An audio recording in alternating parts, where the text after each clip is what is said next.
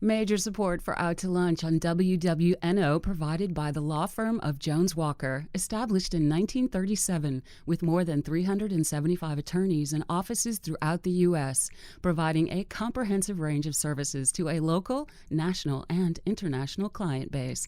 JonesWalker.com. Additional support comes from Luba Workers' Comp.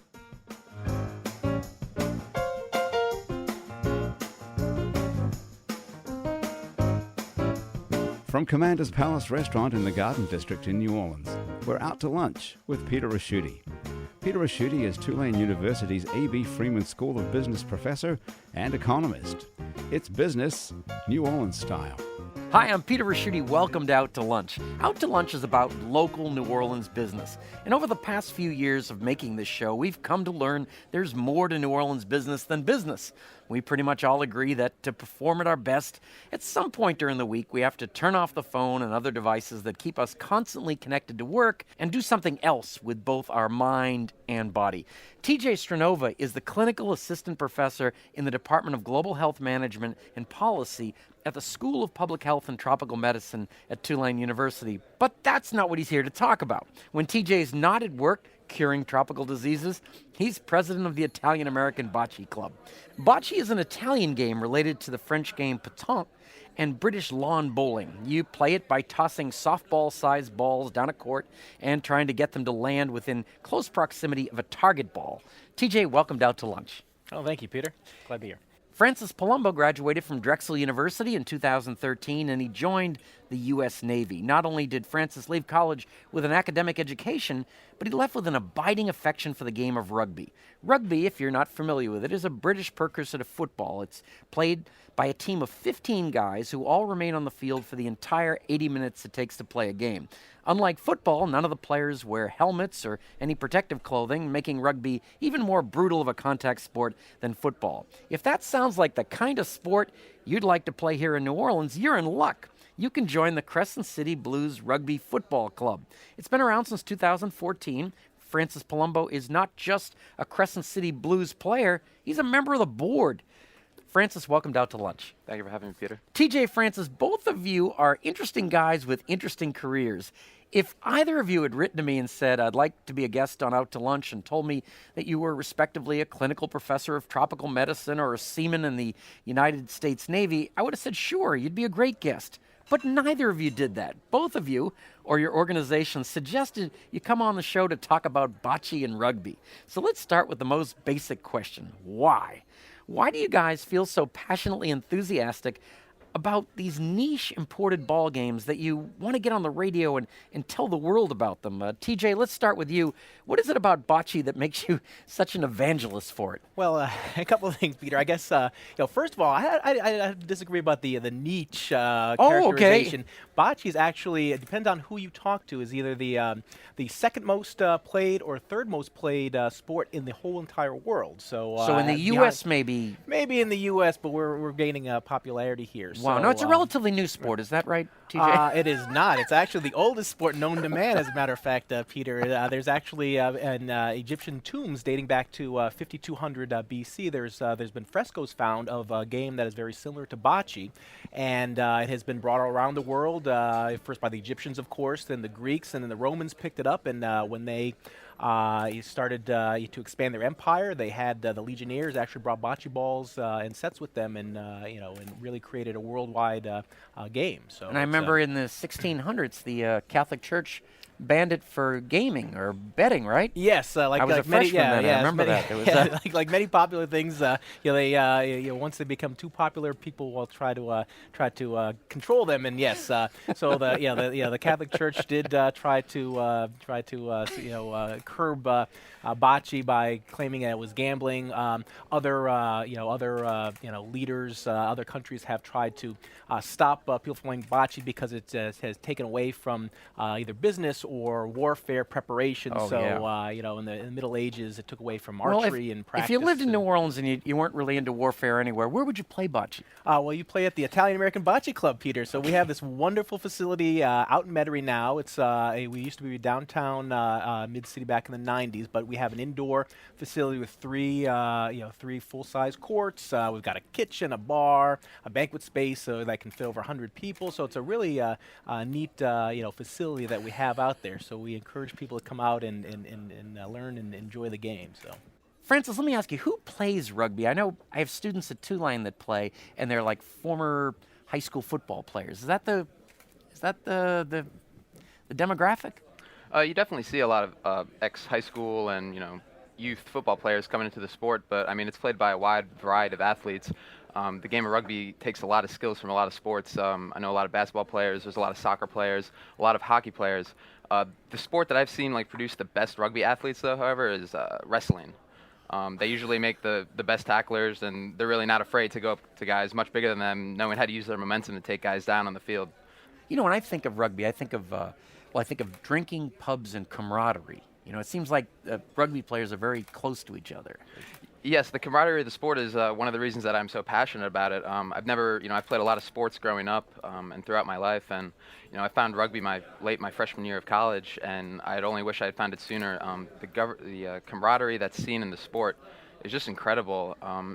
It really breeds a culture of inclusion across the board. It's not just men playing. It's very heavily played by women, especially here in New Orleans. The Tulane women actually won the D2 national championship last year. No, it's not co-ed. At the youth level, it's co-ed. It's a touch game, no contact. But as you get older and progress, it's not co-ed. It's men and women. Where is it played?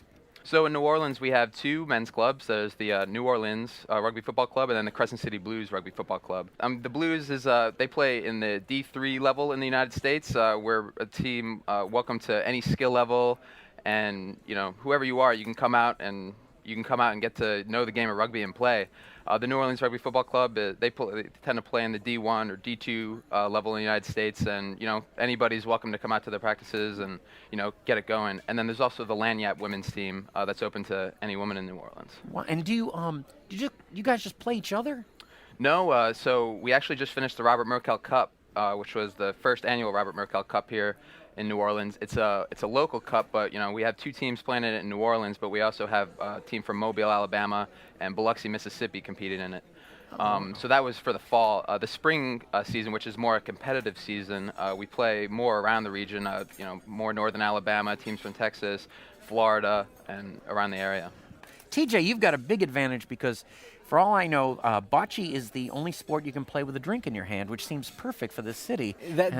Absolutely true. It's you can definitely play with whether it's wine or beer or a cocktail. You can certainly do that and play bocce, and whether it's outside or inside.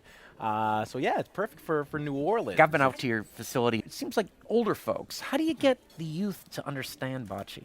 That's something that we've been struggling with, to be honest with you. When I first became involved with the Bocce Club, it was very insular. It was mostly men, Italian and Sicilian men, older men. After the storm, and especially the last, I'd say 5 or 6 years, our membership started to kind of wane very dramatically, and and we didn't really market ourselves. So since I took over as president about 2 years ago, we started with social media. So we have a website, nolabocce.com. We have a Facebook site.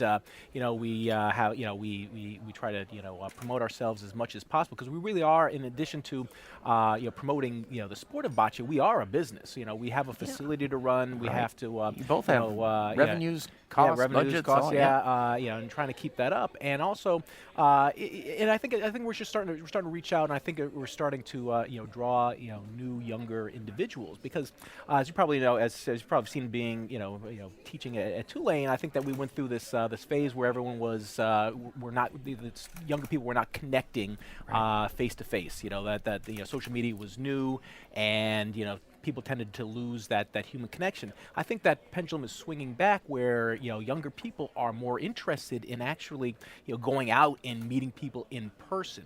And the Bocce Club is a perfect sport, perfect place to go. It's a perfect date.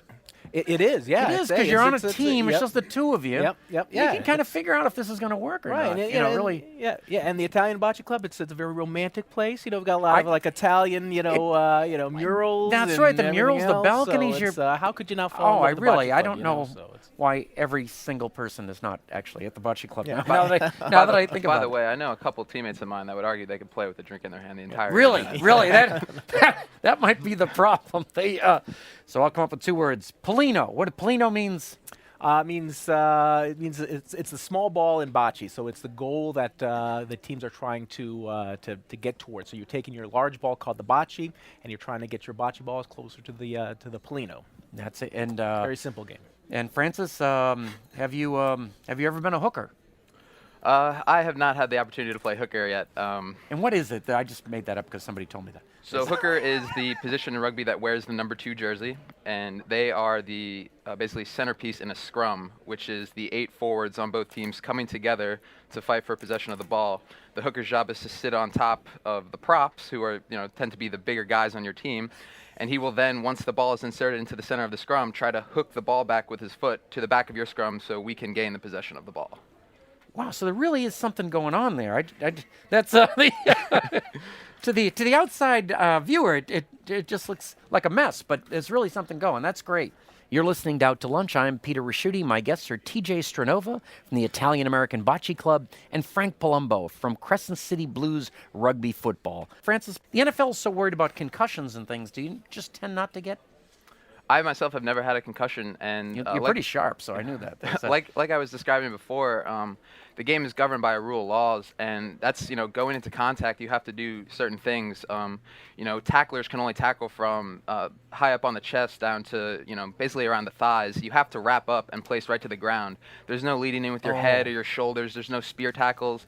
None of that. Also, being without a helmet and pads on, you tend to be. You tend to go into hits safer anyway, because you don't want to, break yourself going into a tackle, let alone the guy you're trying to tackle. Also, for the ball carrier, knowing that they don't have protection on with the padding and everything, they go into hits safer, and you really just don't see as many concussions as you might in other sports. I just think this is such an incredible mismatch because your sport needs someone in healthcare, so you could use TJ, and you probably don't have to resuscitate many people in bocce at all. Well, not with the older with the younger members, hopefully not. Yes, yeah.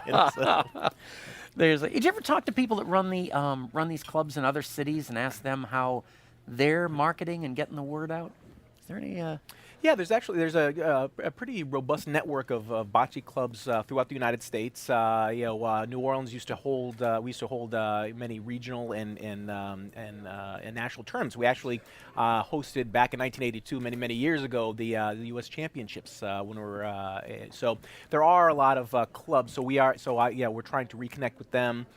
Trying to bring them in for tournaments, trying to get them to promote our club as well. So and TJ, isn't I don't know what the number is, but New Orleans is one of the biggest Italian communities in the country, right? Oh, absolutely. I mean, you just have to look around the French Quarter, which is still has its Italian heritage. Drive around Metairie, Kenner to see all the Italians, restaurants, Italian families. It's and most Italians in New Orleans are Sicilian. Is that a fair statement? Or? Yes, most of them are from Sicily. Whereas if you were kind of New Yorkers and New Englanders are more of near the actual boot of Italy. So look at right here, the three of us. We got a heck of a lot of vowels in our names. Yeah, there's as for rugby, USA Rugby puts on several calls every month. Yesterday I was on the phone for the monthly YDO call, the Youth Development Officer call, and so the state-based rugby organizations, or SRO, they all have a youth section, and yesterday we had, I think, about 20 or 30 people on the call going over what's working in their city. We have a different topic each month where we're all working together for lessons learned and how we're best promoting the sport moving forward. But as the sport's moving forward, it's growing across. It's been growing across colleges for a long time, and most major colleges have a pretty good team. There's major tournaments every year in Philadelphia. There's the College Rugby Championships, which is a sevens tournament held every summer. But as we're moving forward, I mean, even in New Orleans, the high school sides are they have a huge presence. Some of the major high schools in New Orleans, I think we have about 10 high school teams in the region that are all competing with each other, and and moving on to the upper echelon teams in the United States playing for the U.S. travel sides and everything.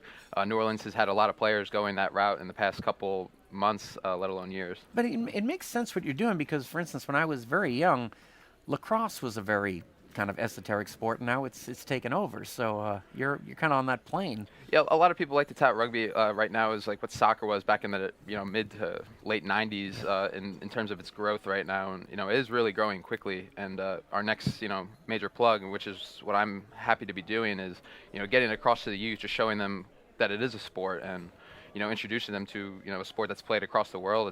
They can't drink when they're very young. It's a big part of the sport. We have water and Gatorade. Okay, all right. Yeah. And TJ, let me ask you something. Where do you get bocce balls? Well, you can. Do you go to Italy to pick them up, or what do you do? I actually have a nice set of bocce balls that I invested in. So you can go from high-end Cadillac Perfettas that are made in Italy, to going down to Academy Sports and getting a nice set for $30 that you can play in your lawn. So and of course, if you come to Bocce Club, we have tons of bocce balls there. You don't have to bring anything. So I wanted to ask you both about your business models, revenue-wise, because TJ, I assume you can play as you go. I mean, just come in one night and I think you have an open bocce night and pay a few dollars to go in. And then you have others that are members? Yeah, so we have memberships that we have a core number of people who do join as members, about $150 a year. That gets you discounts for our leagues, which we also use to raise funds.